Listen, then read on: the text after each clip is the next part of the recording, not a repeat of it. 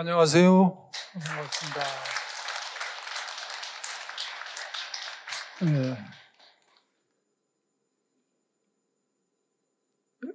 봉헌사하고는 아주 깊은 인연이 있습니다. 다 아시죠, 저를? 대답이 적네.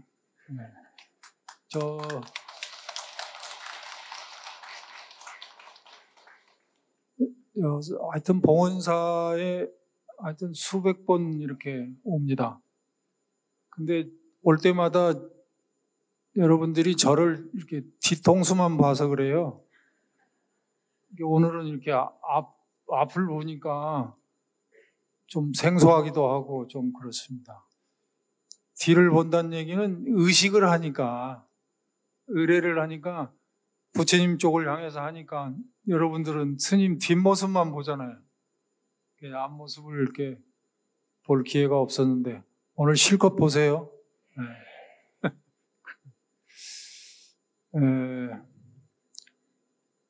봉헌사하고는 인연이 많은데 사진 하나 올려봐봐. 사진을 이렇게 정리하다가 이렇게 옛날 사진이 나와가지고 한번 가져봤는데 1973년으로 기억합니다. 그때 이제 운어 스님이라고 큰 스님이 계셨는데 봉선사에 주석하시면서 우리네 부처님의 이 장경을 우리말로 번역하시는 그 책임을 맡고 계셨습니다. 근데 이 봉헌사가 그때는 이 강남이 개발이 안 되고 그럴 때라 그렇게 이렇게 크게 이렇게 부각된 사찰이 아니었어요. 경기도 아마 광주였을 거예요. 그래 이제 규모가 좀 있긴 했는데 그렇게 신도가 많이 있는 사찰은 아니었는데 저 사진 나오네. 이 부처님 법문을 번역하는 거를 역경이라고 그럽니다. 역경을 하는 주 사찰을 봉헌사를 이렇게 조계종이 출범하면서 지정을 해 주셔서 운어 스님이 그 역경 원장을 하시면서 봉헌사의 주지로 계셨습니다. 그때 그 봉헌사 주지로 계실 때 제가 그때는 어렸는데 저렇게 모시고 다녔어요. 저 쭈그리고 있는 게 접니다.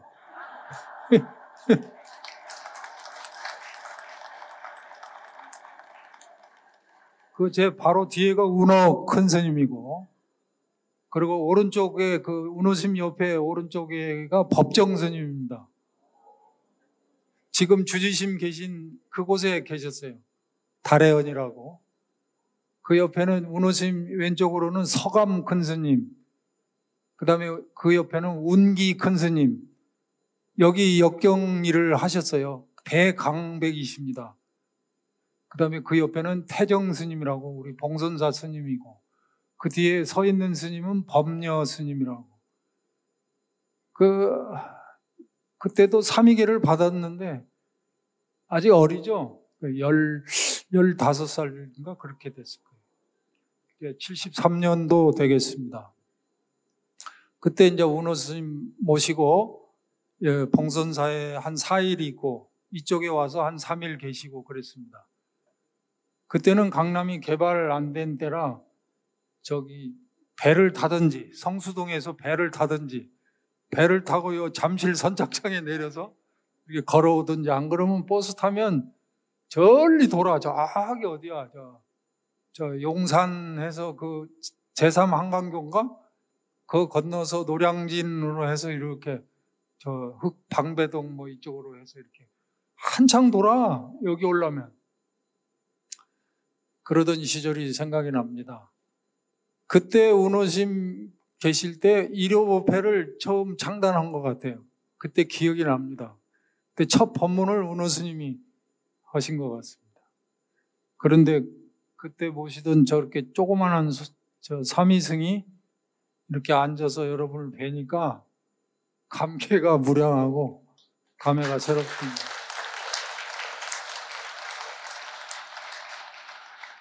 세월이 참 유수같이 가죠? 세월이 간 게 아니라 각자 우리가 간 거지. 세월은 그냥 자연 그대로 그냥 이렇게 흐르는 거예요, 이렇게. 근데 그 안에 살고 있는 우리가 이렇게 어느덧 따지니까 50년이 넘었네요. 50년. 반세기가 넘었네요. 나도 이제 얼추 노장에 들어가는데, 노장측에 들어갑니다. 어쨌든 반갑고요. 저는 평생 연불을 했습니다. 연불이 좋아서 출가를 했습니다. 14살에 연불이 좋아서 출가를 했습니다. 그때는 이게 연불을 자주 들었어요. 이렇게 주변에 사찰이 있고, 12살까지 전라도 전주에서 살다가, 전주에는 이제 주변에 절이 많아요. 절이 많은데 행사가 많아. 근데 그 행사할 때마다 이 스님들이 많이 모여서 이 의식을 하면서 연불을 하는데 그렇게 장엄스럽고 그렇게 듣기가 좋더라고요. 12살 때 이럴 때 뭘 알겠어. 근데 그렇게 듣기가 좋으면서 저걸 한번 해보고 싶다 하는 생각이 들었어요. 그래가지고 이제 가족들이 서울로 이제 다 이사를 왔는데 안암동 개운사로 이사를 왔어요. 그 주변으로.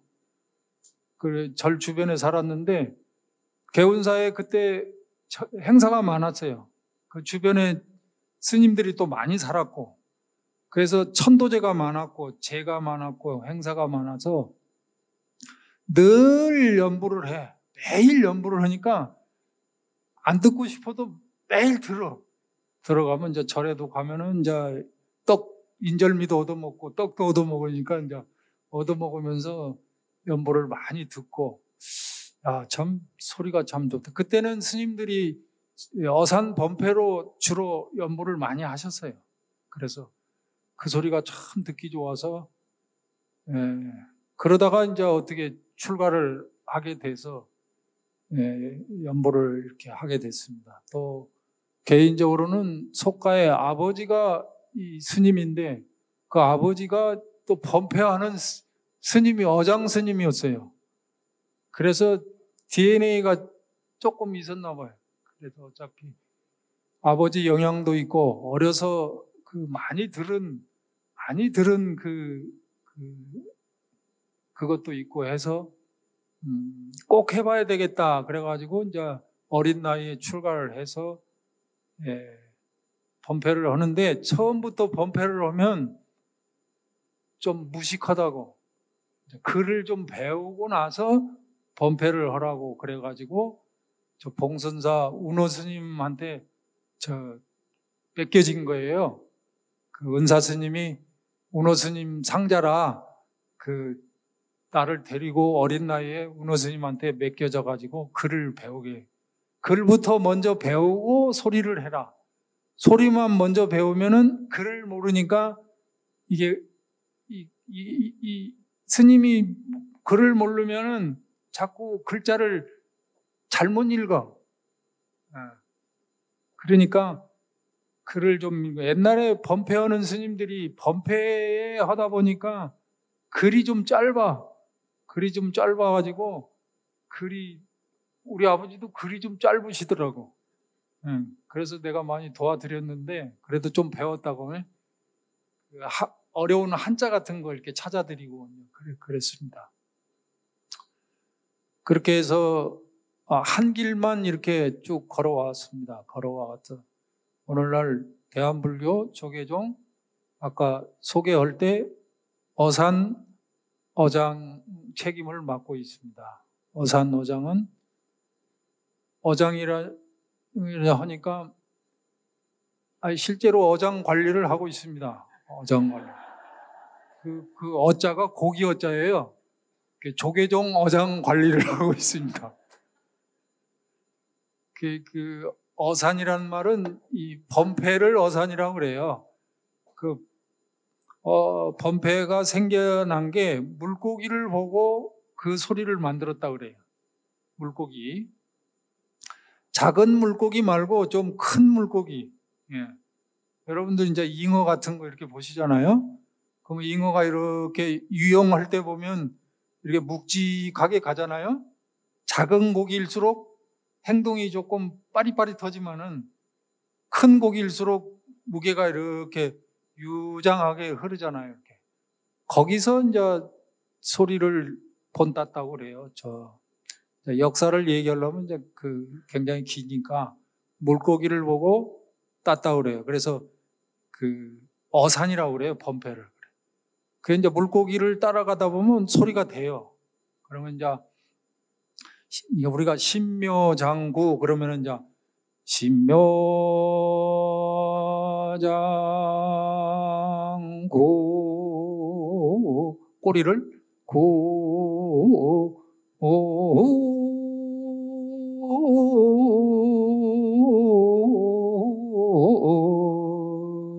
그럴듯해요?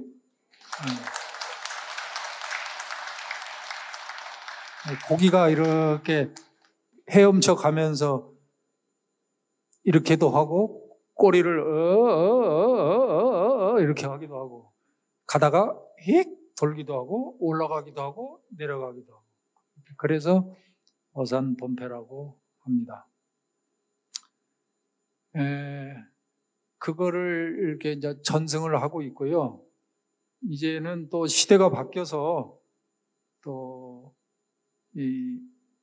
그 어산범패가 이제 전통 문화로서 가치는 있지만 또 실제 우리가 신행을 하고 절에서 우리가 기도를 하고 할 때는 또 여러분들이 못 하시잖아요. 그러니까 쉽게 다 같이 할 수 있는 의식이 또 필요하잖아요. 그래서 이제 우리말로 이제 의식을 다 지금 바꾸고 있고 여기도 다 하죠. 천수도 우리말로 하고, 반야신경도 우리말로 하고, 칠정리에도 우리말로 하고 이제 그렇게 바꿔가는 작업도 하고 있습니다. 이제 그거를 하려면 옛날 의식을 알아야 그게 이제 가능한 거라 그것도 이렇게 하고 있습니다. 제가 초대 의뢰 책임 맡을 때 천수경 반야신경이 나왔습니다. 그래서 여기도 그렇게 하죠? 그 보람이 있습니다. 이렇게 지금은 이렇게 보급이 많이 돼서 하고 있는 거 볼 때, 그게 이제 자꾸 하다 보니까 좋아. 옛날 거보다 우리말로 하는 게 익숙해지면 좋더라고요. 그래도 알아들으니까, 그게 알아듣지도 못한 한문으로 하는 것보다 우리말로 하는 게 훨씬 더 좋다. 오늘 주제는 아까 자막에도 나왔듯이 연불수행을 통해서 연불수행으로 우리가 본성을 회복하자 그런 얘기입니다. 우리 부처님께서는 우리 중생들에게 무엇을 이렇게 가르치려고 했을까요? 이제 하엄경에 보면 그 단서가 조금 나옵니다. 하엄경 이세간품에 보면 이런 말이 나옵니다. 자, 합장하시고 하엄경 이세간품에 장하고 기하도다. 일체 중생이 나와 똑같은 부처이것만 다만 망상 집착 때문에 그런 줄 모르니 딱하도다. 내 이제 방편으로 그들에게 보여주고 가르쳐서 스스로가 부처임을 알게 하리라. 이제 부처란 말은 우리에게 불성과 불심이 있다.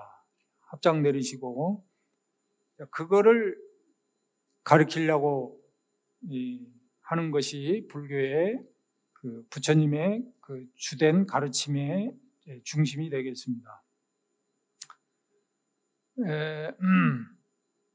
그래서 우리가 그 깨달음으로 가는 것은 출가나 제자나 똑같이 모든 중생이 가야 할 방향이자 목적지가 되겠습니다. 우리가 이렇게 깨닫는다고 하는 것을 이렇게 이제 다른 말로 표현하면 좀 어렵게 이제 많이 경전에도 보면 이제 뭐 열반이다, 그러죠? 무여열반, 뭐 유여열반, 또 해탈이다, 또 뭐 참된 나를 찾자, 불성을 회복하자, 뭐 자성청정심을 찾자, 그런 말로 많이 표현을 하고 있습니다. 그런데 우리에게는 아까 하엄경에서 말씀하셨듯이 다 우리 중생들에게는 불성이 있다, 불심이 있다. 본래 깨끗한 자성 청정한 마음이 있는데 우리가 그거를 회복하지 못하고 산다. 그러니까 이런 말이 있습니다. 부처의 마음으로 살면 부처고 중생의 마음으로 살면 중생이다.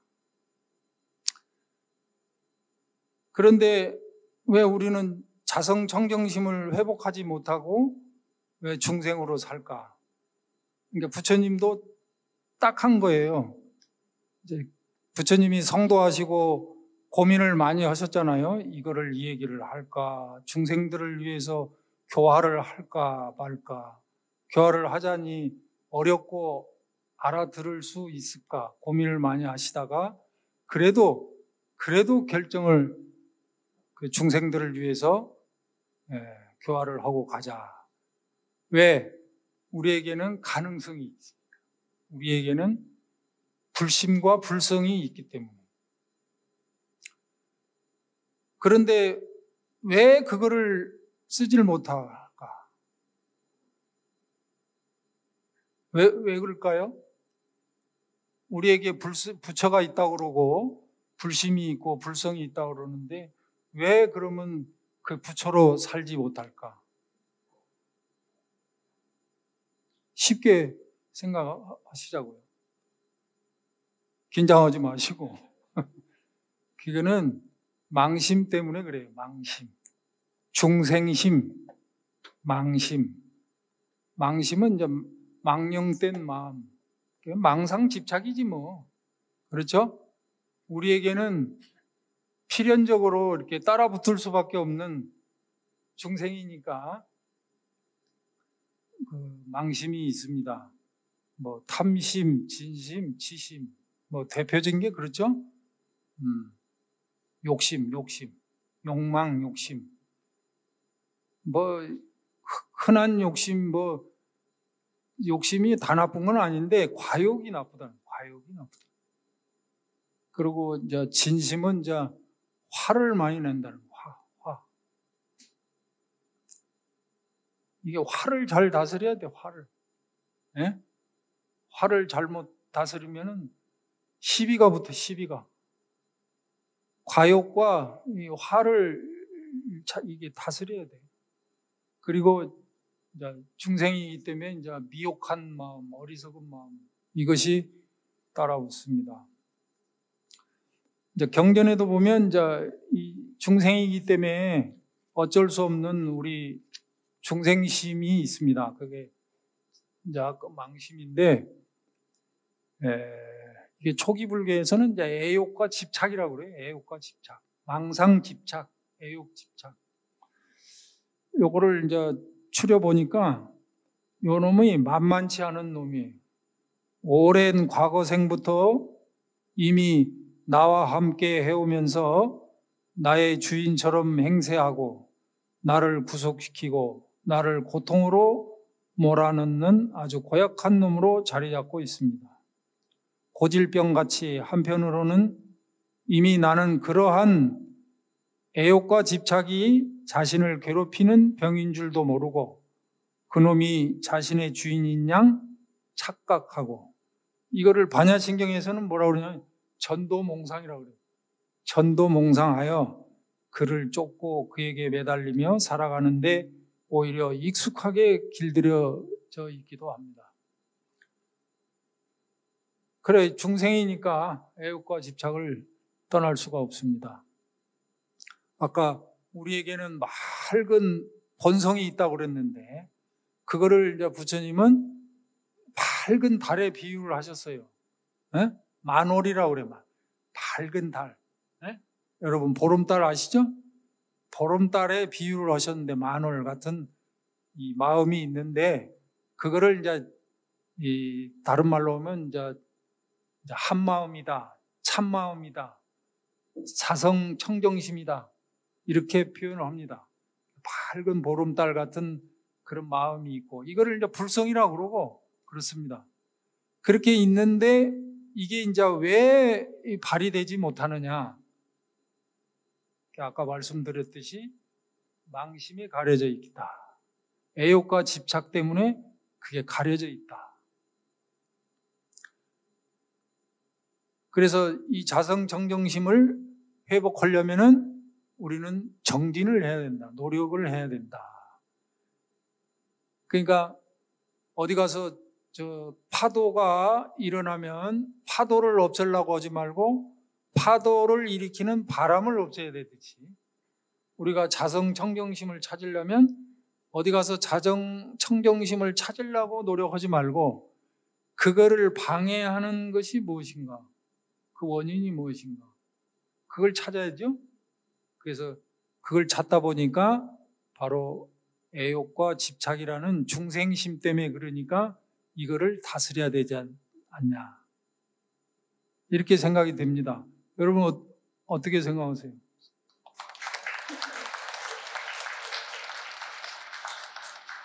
이거를 다스리는 게 수행입니다. 수행이 뭐 별게 아니라, 그래서 출가해서 전념으로 수행할 수도 있고, 여러분 같이 이렇게 세상에 살면서 또 수행을 할 수가 있고, 수행은 뭐 어디서든지 할 수 있는 거니까 주로 이제 이 마음을 다스리는 거예요. 그러니까 이 망심을 다스리느냐, 밝은 달과 같은 마음을 회복할 수가 있다. 어디 가서 없는 것을 찾아오는 게 아니라 있는 것을 발휘하는 거예요. 그러니까 비유하면 해나 달이 있다. 그러면은 거기에 이렇게 먹구름이 끼고, 구름이 끼면 어때요? 이렇게 어둡고, 그렇죠? 그러면은 그 어둠이 이렇게 가시면은 밝은 해와 밝은 달이 이렇게 반짝 비치듯이 우리가 해야 될 일은 그 구름을 걷어내는 일입니다. 그게 그런 탐진치 삼독의 마음, 번뇌의 마음, 애욕과 집착의 마음을 다스려야 된다. 공감하시죠? 자, 이렇게 가는 길에는 여러 길이 있습니다. 우리가 어떤 산을 올라갈 때 여러 길이 있죠? 지리산도 남원에서 올라갈 때도 있고, 저기 어디야, 산청에서 올라갈 수도 있고, 또 피악골에서도 올라갈 수도 있고, 뭐 여러 길이 있는데, 하여튼 정상에 올라가면 되잖아요. 비로봉까지 올라가면 되는데, 자기가 맞는 길로 가는 거야. 나는 이 길로 가고 싶고, 빨리 올라가려면 좀 경사가 있더라도 빨리 올라가면 돼. 저 산청 쪽으로 올라가면 좀 빨리 올라가더라. 근데 경사가 져서 힘들어. 이게 시간은 단축되는데 경사가 급해서 좀 힘들고, 저쪽에서 가면은 이제 천천히 가는데 좀 길게 걸리고, 자기 근기에 맞춰 가는 겁니다. 그 제일로 좋은 길은 이제 선을 통해서 바로 가는 건 좋습니다. 바로 가면 좋은데, 그 마음을 바로 이렇게 간다는 일은 말처럼 쉽지가 않습니다. 여러분, 이렇게 요즘은 이제 명상 운동이 많이 일어나죠? 선명상하자, 5분 명상하자, 우리 총무원장 스님이 주장하시잖아요. 여러분들 하고 계세요? 대답이 없어요. 그러니까 명상을 하든 선을 하든 마음을 참고해서 청정심을 찾아 들어가는 건데, 이건 참 근기가 좀 있어야 돼. 여러분 앉아서 이렇게 있어 보면 어때요? 가만히 있을 때는 모르겠는데 뭐를 집중하려면 어때? 뭐를 이렇게 참고하라고 하다 보면은 오만 가지 생각이 다 들 거예요.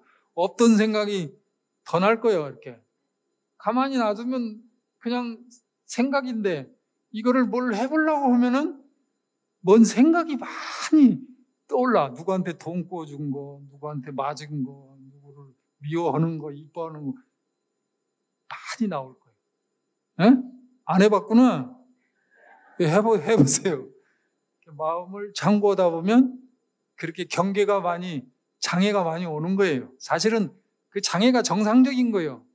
그 장애를 이렇게 하나씩 이렇게 극복하는 거예요. 극복하다 보면 이제 화두를 잡고 그 의심을 잡으면서 순일하게 들어가면 이제 삼매에 들어가고 그렇습니다.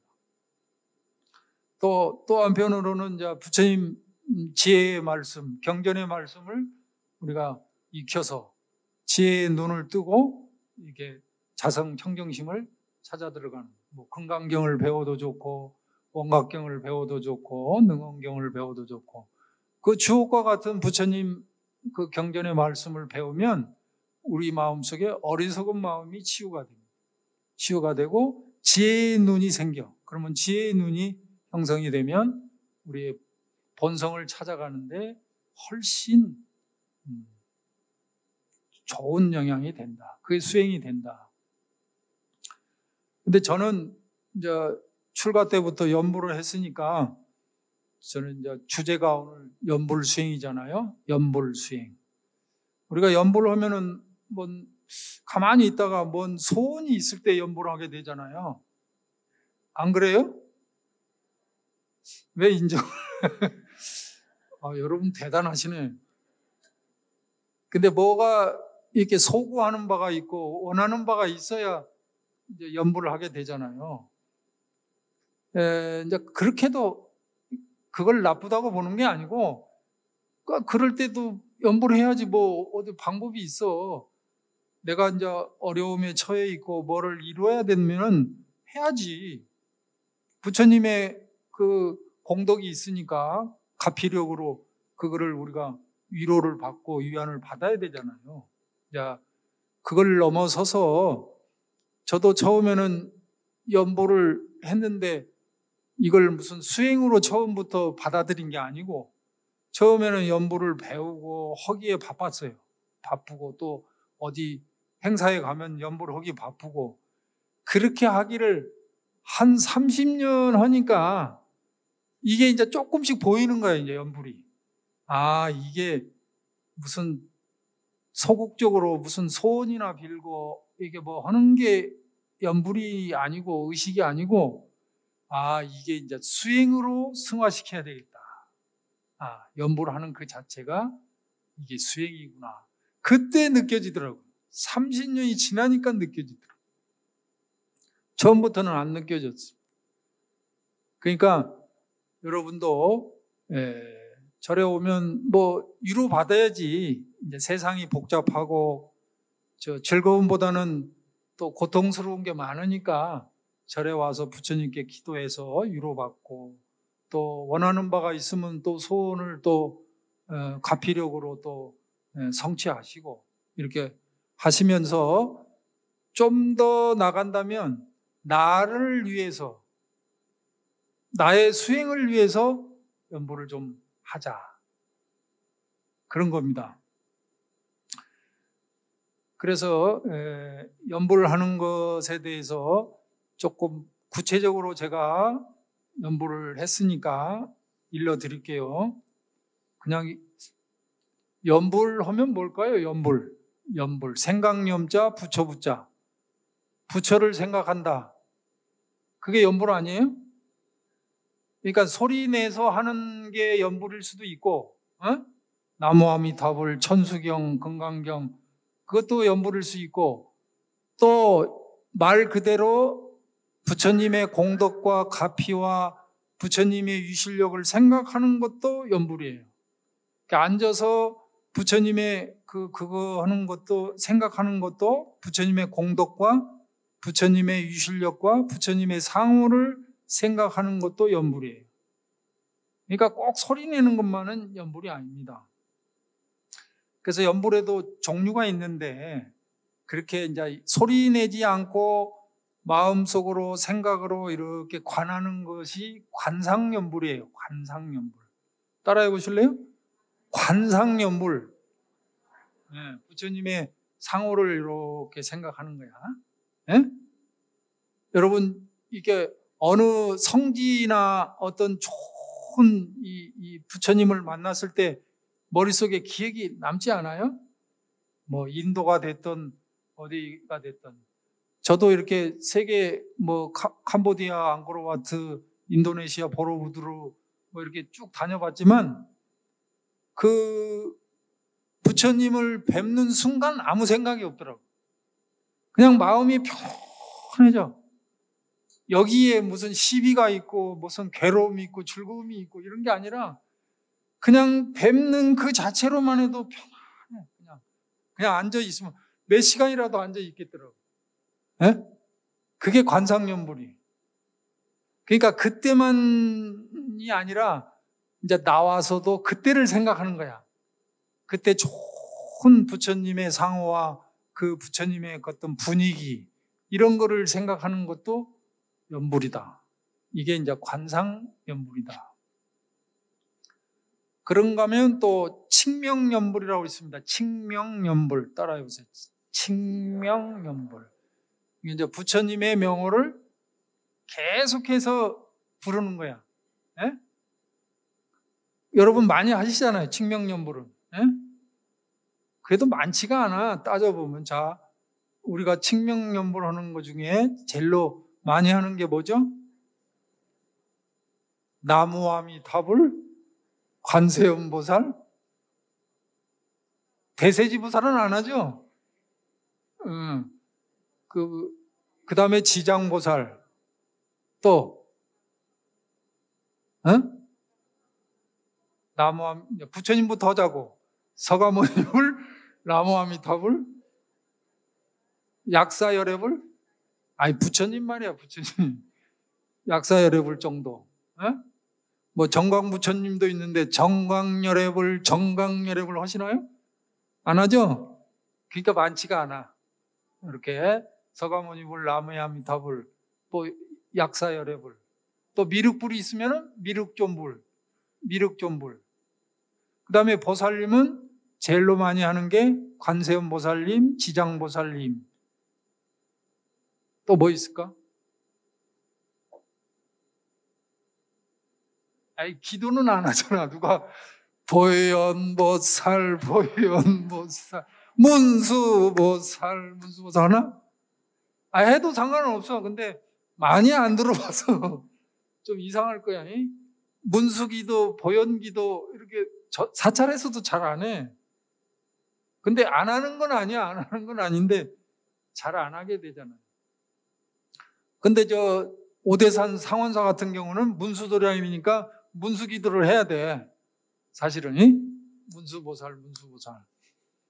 그렇게 많지가 않아. 그 다음에 이제 불법을 옹호하고 신심 있는 불자들을 보살펴주는 화엄성중.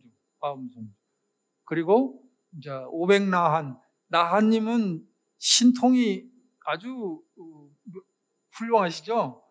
나한 기도 올 땐 조심해야 돼. 잘못하면 나한님이 신통을 부려서 엎어지면 깨지고 그래. 그러니까 잘 들어주는 대신 조심해야 돼. 나한 기도 같은 거. 워낙 신통자제하시니까. 효험도 빨라.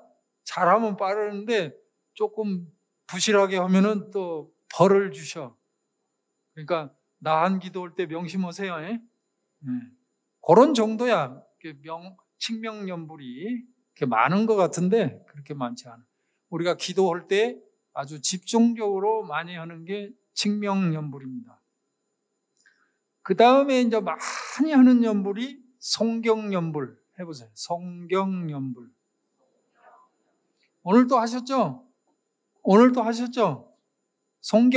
경을 읽는 거예요. 독경은 이렇게 보는 거야. 경을 보는 거야. 근데 송경은 소리내서 읽는 거야. 독송하면 눈으로 보기도 하고 소리도 내고. 그러니까 우리가 법회할 때 반야신경 독송이 있겠습니다. 그러죠? 그때는 눈으로도 보고 이 입으로 소리도 낸다. 그런 뜻이에요. 예? 근데 이게 우리가 독서실 하면은 가서 소리 내고 읽나요? 조용히 해야 되잖아요. 반야신경이 독경이 있겠습니다 하면 안 돼. 반야신경 독송이 있겠습니다. 반야신경 송경이 있겠습니다. 이래야 돼. 소리를 내는 연불, 경문을 외우는 거예요. 우리 봉원사는 금강경을 많이 읽는 걸로 알고 있는데, 금강경이 최고요. 네? 최고가 어딨어? 화엄경 좋아하는 사람은 화엄경이 최고고. 근데 화엄경은 늘 못 읽어. 읽을 수 있어요? 그 아침 종성에 보면 10조 9만 5,048자래. 시어봤어? 40화음, 60화음, 80화음 다 시어보지도 안 했고 10조 9만 5,048자라는 얘기 그만큼 많다 그 얘기야. 그 글자를 누가 세어봐. 그러니까 화엄경이 좋아도 그 많은 큰 긴 경을 못 읽으니까 줄여서 못 읽어? 화엄경 크게. 오케이. 법화경도 다 못 읽으니까 부분 품만 읽어. 일품, 관세음보살 보문품 품만 읽어요. 한 품씩. 그리고 법화경도 길게 못 읽으니까 법화경 약창가가 있어. 모르셨나요? 화엄경 약창가만 있는 게 아니라 법화경 약창계도 있어. 네? 그 성문의범에 보면 화엄경 약창계 다음에 법화경 약창계가 있어요. 성문의범에. 네? 스님들 보는 의식집에 보면 있어요. 근데 잘 안 읽더라고. 근데 법화경은 한 품 한 품씩 이렇게 놓아서 읽더라고요. 금강경은 좀 길더라도 우리가 다 읽죠. 다 읽은데 이것도 줄여서 읽으려면 그 금강경 찬이 있어요. 금강경 찬. 네. 금강경 찬을 읽으면 약상계처럼 줄여서 해놓은 게 있어요. 네. 그렇게 해서 경을 아미타경부터 해서 사실은 부처님이 수많은 장경이 있지만 그거를 이렇게 우리가 다 일상에서 우리가 신행하는 데 있어서 늘 외우지는 못합니다. 그 중에서 젤로 그래도 베스트 1은 뭐야? 베스트 1 천수경. 천수경은 경이라기보다는 다란이야, 다란이. 다란이의 앞에 부분하고 뒷부분을 달아서 경의 서식을 갖춘 것 뿐이지 무슨 스토리가 있는 건 아니에요. 경의 스토리가 있는 건 아니야. 경은 스토리가 있어야 돼. 능엄경 같은 거는 그 안한존자가 이렇게 탁발하러 갔다가 이쁜 여자집에 가가지고 이렇게 쓱 있거든. 부처님이 딱 선정으로 보니까 이놈이 거가 있거든. 그러니까 이렇게 불러가지고 이제 야단치면서 하는 소리가 시작되면서 능엄경이 시작돼. 마등가 집에 가 있어가지고 거 가서 좋았는데 뭘로 봤냐, 눈으로 봤냐, 마음으로 통했냐, 이걸 질문하면서부터 능엄경이 시작돼. 금강경은 누가 시작하죠?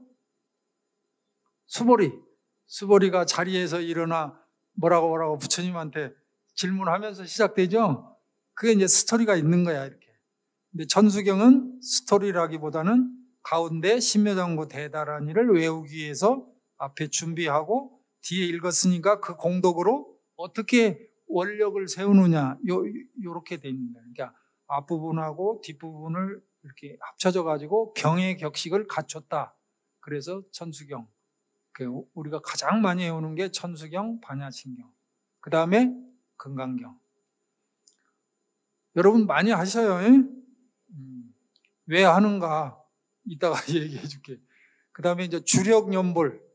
해보세요. 주력연불. 주력연불은 뭐냐면 진언과 다란이야. 진언은 관세음보살 육자 대명왕진은 옴마니 반매 옴마니 반매 옴마니 반매옴 이렇게 많이 하잖아요. 그것만 계속해서 하는 게 주력이에요. 그리고 신묘장구 대다란이만 계속 하는 게 그게 주력 기도예요. 그리고 또 능엄주만 계속 하는 게 능엄 주력 기도. 또 무구정광 대다라니, 수구성치 대다라니, 춘부 대다라니, 다라니가 참 많아요. 예? 찾아보면 많아. 그런데 다라니마다 그 다 공덕이 있어요. 다 공덕이 있어서 그것만 집중으로 계속 하는 거예요. 그러면은 대단한 그 가피와 유실력이 있다. 그런 영험은 많이 전해 내려오고 있습니다. 그다음에 마지막으로 이제 이 연보를 좀 아름답게 승화시켜서 소리를 이렇게 곡조를 넣어서 하는 연불, 그게 어산범패연불. 따라해 보세요. 어산범패연불. 이거는 이제 배워야 돼. 그러니까 나무아미타불도 짧게 붙이면은 나무아미타불, 나무아미타 이렇게 하지만은 이거를 조금 이게 어산 소리를 조금 곡을 붙이면 나무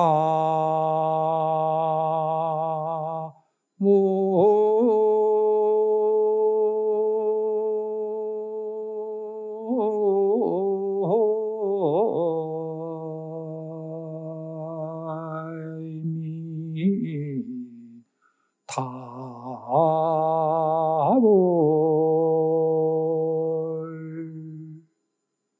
듣기 좋아요? 근데 더 할 수 있어. 이걸 더 길게 할 수 있어. 아니, 지금은 안 되고. 한 10분으로 할 수도 있어. 짖소리로 하면 한 15분, 20분으로 갈 수도 있고. 이게 어산범패라. 보다 더 이렇게 좀 훌륭한 소리로 부처님을 찬탄하고, 그럼으로 인해서 이렇게 뭐랄까, 그 삼매로 들어가는 거예요. 이 소리를 하다 보면 그 삼매로 들어가지 않을 수가 없어요. 왜냐하면 일심으로 불러야 되니까. 악보가 없으니까 딴 생각을 하면은 삐끄덕 어디로 이상하게 또 가버려. 이상한 생각하면 야 빨리 가서 나 맛있는 거 먹어야 되겠다 하는 순간 이 소리가 오는 대로 가버려. 그러니까 일념으로 부르지 않을 수 없고, 그러니까 이게 수행으로 부르지 않을 수가 없다. 그래서 연불이 수행일 수가 있다. 그래서 오늘 관상연불, 칭명연불, 송경연불, 주령연불, 어산범패연불, 이 모든 것이 다 수행으로 연결될 수가 있다. 그래서 이 연불을 많이 하면 그 사진 한번 줘봐. 저기 극락에서 초청장이 올 겁니다. 그 서쪽 나라에서 그 다음 사진 서쪽 나라에서 여러분들 초청할 거예요. 네, 저 연불 서승 저 간송미술관에 있는 건데 김홍도가 그린 그림이에요. 연불을 많이 한 스님이 입적하셔서 서쪽으로 가시는 모습을 상상해서 그린 거예요. 단원 김홍도. 어떻게 저 원앙생 서쪽 나라로 가시는 것 같지 않아요? 느낌이? 아닌가? 연불을 많이 해서 서쪽으로 가는 스님 그 말이에요. 여러분 저 동요에 보면 푸른 하늘 은하수 하얀 쪽배에 내 쭉 생략 끝에 뭐야? 서쪽 나라로. 이제 돌아가실 때 서쪽 나라로 가셔야 돼. 서방 정토 극락세계야. 그래서 서쪽이야. 우리가 연불을 많이 하는 목적은 1차적으로는 극락 정토예요. 근데 극락 정토에 가서 안주해서 푹 거기서 이렇게 사는 게 목표가 아니고 극락으로 가는 게 목표이긴 한데 왜 극락으로 가야 되냐면 여러분들이 살아생전에 닦은 연불 수행력을, 연불 공덕을 끊기지 않고 이어가기 위해서는 서쪽으로 가야 돼요. 여태까지 한 우리 수행의 그 연불 수행의 공덕을 이어서 하려면 아미타 부처님 계신 극락세계로 가서 계속 이어서 수행을 하셔야 됩니다. 그래야, 안 그러면은 다 잊어버려. 내가 닦은 연불공덕을 다 잊어버리니까 잊지 않고 계속해서 하려면 아미타 회상에 가서 이어서 내가 지금 닦은 연불공덕을 그대로 이어서 연불 수행을 하셔야 된다. 그쪽으로 가면은 아무래도 수행을 이렇게 계속해서 할 수가 있다. 그래서 우리가 1차 염원은 서방정토 극락세계, 거기 가서 안주하는 게 아니라 계속해서 연불 수행으로 연결하자. 그런 의미에서 우리가 극락을 발언해야 됩니다. 그래서 그 수행력이 쌓이면은 이런 그 애욕과 집착의 마음, 탐심, 진심, 치심이 수그라들어요. 그 공부의 힘으로 인해서 그런 욕심의 마음, 성내는 마음, 어리석은 마음이 조금씩 이렇게 다스려지고 완화되고 그렇습니다. 그래서 여러분들한테 제가 30년이 지나서야 이제 수행으로 했지만, 이제 다른 사람을 위해서도 연불을 하지만, 이제는 나를 위해서, 나 임목은 나를 위해서 그래도 매일 일과적으로 하면 너무 좋고, 또 일과적으로 못하면 수시로 생각날 때마다, 여러분 다 이거 있으시죠? 연불 이거 딱 들면 이제 연불해야 되겠구나 이 생각이 나니까 천수경 한번 하시고, 그리고 이제 주로 칙명 연불을 하시든 무슨 연불을 하시든 다란이 연불을 하시든 그래도 연불을 꾸준히 하시면 좋습니다. 그리고 우리가 제일로 접근하기 좋은 수행이 연불입니다. 응? 아셨죠? 자, 오늘 두서없이 이렇게 얘기는 했지만, 그래도 연불을 평생 한 사람으로서 여러분들한테 당부하고 싶고 또 들려주고 싶은 얘기는, 연불을 일심으로 하면 삼매로 들어갈 수가 있다. 그래서 연불을 많이 할수록 망심이 사그라들고 욕심이 줄어들고 애욕과 번뇌가 수그러들면 우리의 본래 가지고 있는 그 맑은 달과 같은 마음이 서서히 이렇게 드러나지 않을까. 그 만월은 어디서 오는 게 아니라 망심이 사그라들 때 본심 만월 같은 밝은 달과 같은 마음이 드러나지 않을까, 그렇게 생각합니다. 감사합니다.